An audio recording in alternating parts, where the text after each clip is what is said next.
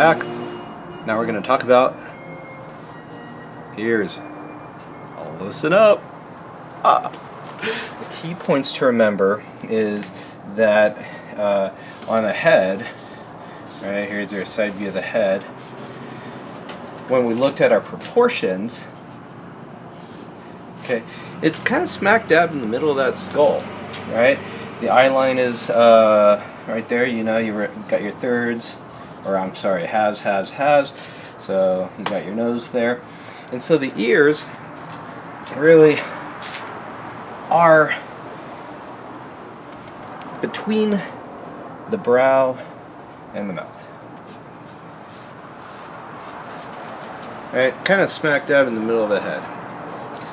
Right below the brow line, it arches right over the brow, and the lobes, depending on who you are, they generally go to about the mouth. Right? The overall form is, I would start out by having two ovals here. I'm doing a ear on the left side of the face, okay? And that lobe, not the lobe, I'm sorry, the helix. The helix is probably the most important thing, okay? It's basically this almond shaped slab of clay. And the helix here defines the outer rim, okay? And that's where you get the little cupping of sorts going, and that leads down to the actual lobe itself. Okay, now there's the anti-helix, right, which is kind of matches the helix, but it's a little raised area inside the ear. Okay? The ear canal, as we will see in the sculpting itself, is quite a hole, because it is literally a hole in the side of the head. And the other part that I kind of feel is the really important thing is the tragus. The tragus is that little bump that is right by the canal, and that kind of determines, you know, it's about there.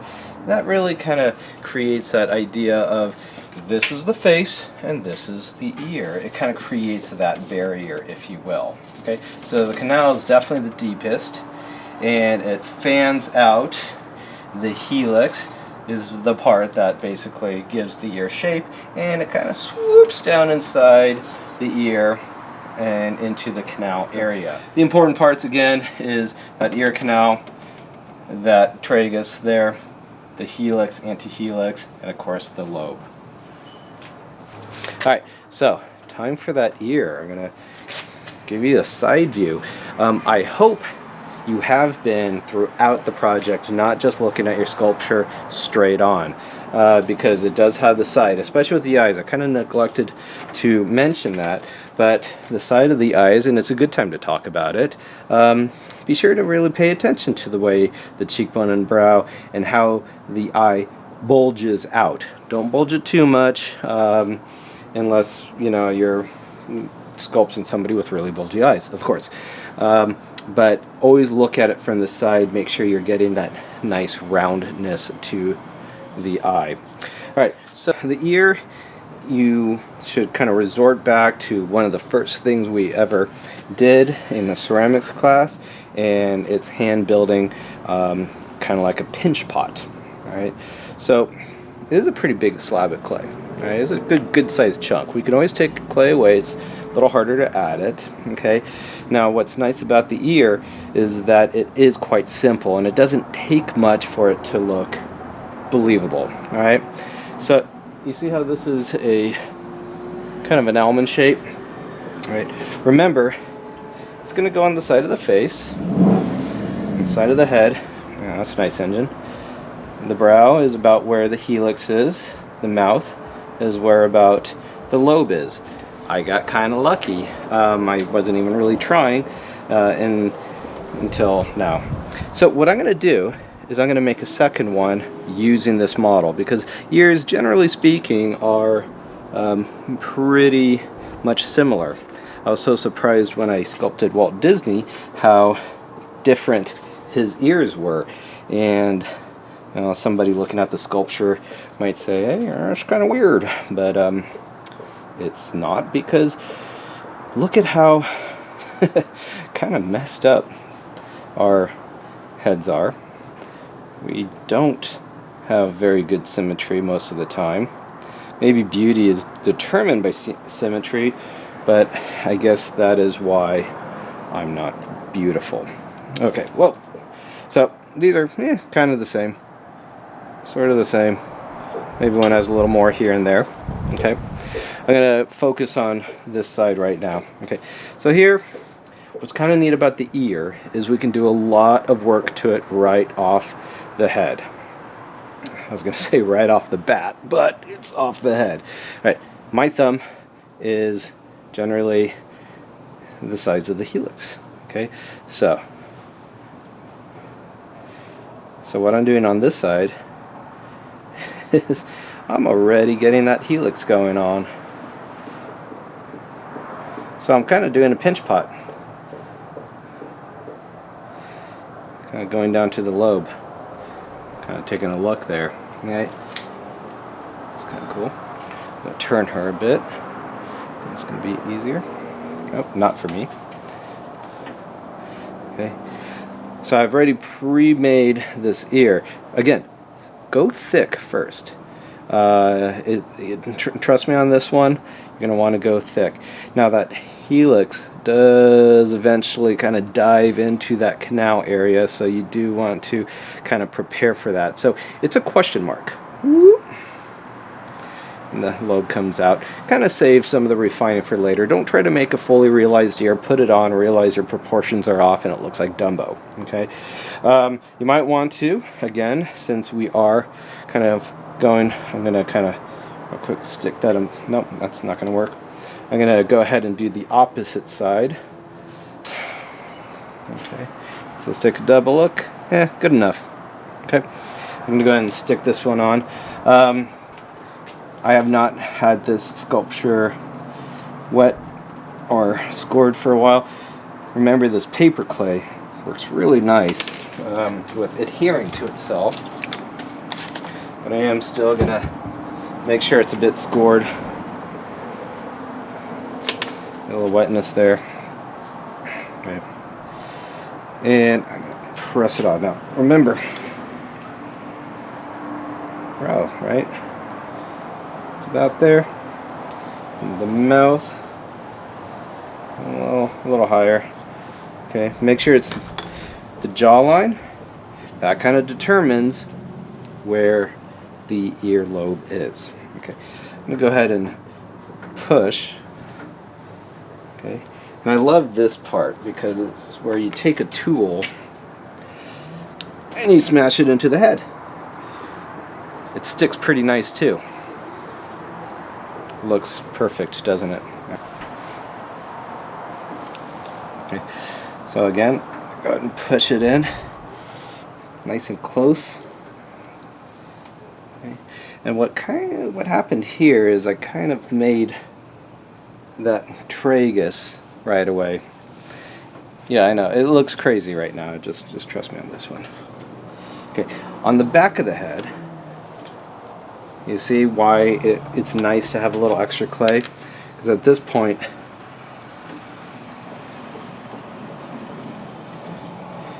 you can blend it. You know what? I really feel like I might have gone a little bit too close to the face. So I'm going to move it back a little bit.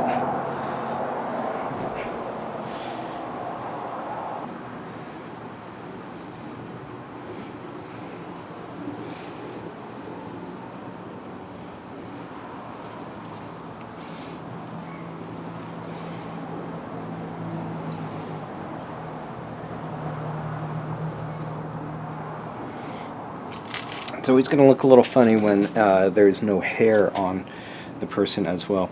I am taking my finger, I'm kind of pushing out on the earlobe to kind of remember going with this question mark sort of deal. I'm pushing out on the lobe.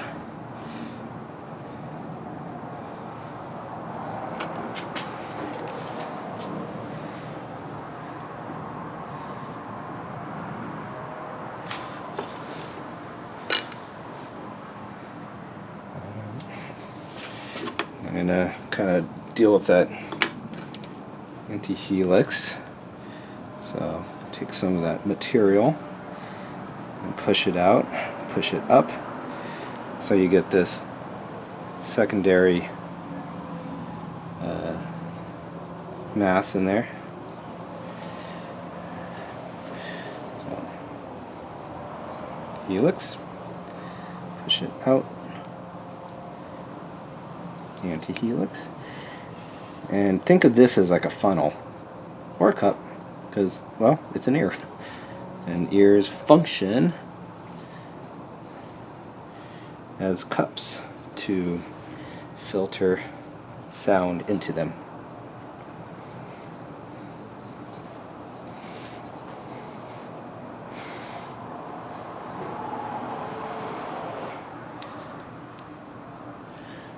I'm going to refine this a lot, but I just want to make sure I get my major parts in there. Okay, question mark, almond shape, kind of a pinch pot thing going on. Okay, when I press it into the head, I go ahead and put in the ear canal. The lobe, I push out with my finger. It does make kind of this chair, if you will. Ears do stick out probably more than you think they do, and I think that's something I'll refine later. I take the extra clay, and you can see all my nitpicking and whatnot has created kind of a weird spot there, so I'm going to take another coil, reinforce it. Remember, this is a sculpture, it's not human, so sometimes we need to reinforce it. Don't forget, we'll have hair here eventually as well, so I want to make sure that is taken care of. Okay.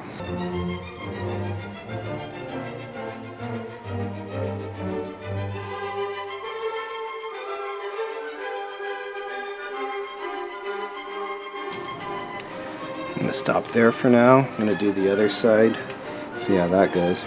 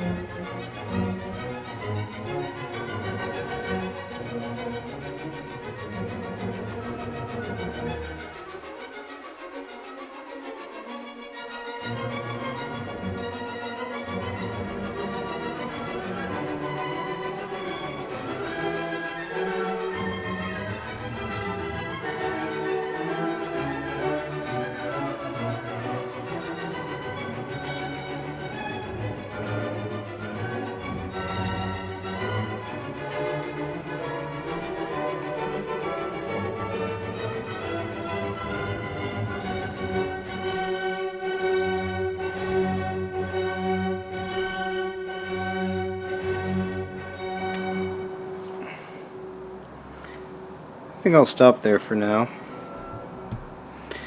just because the major landmarks are there. They're sort of, kind of equal, and at this point I think I'm going to get some other elements in, including the hair, because yes, the hair really does make a difference. At this point, I do have no hair even suggested. Yes, I know if somebody is bald, they still have ears, but I didn't quite add enough flesh, if you will, to the sides to really get my proportions right.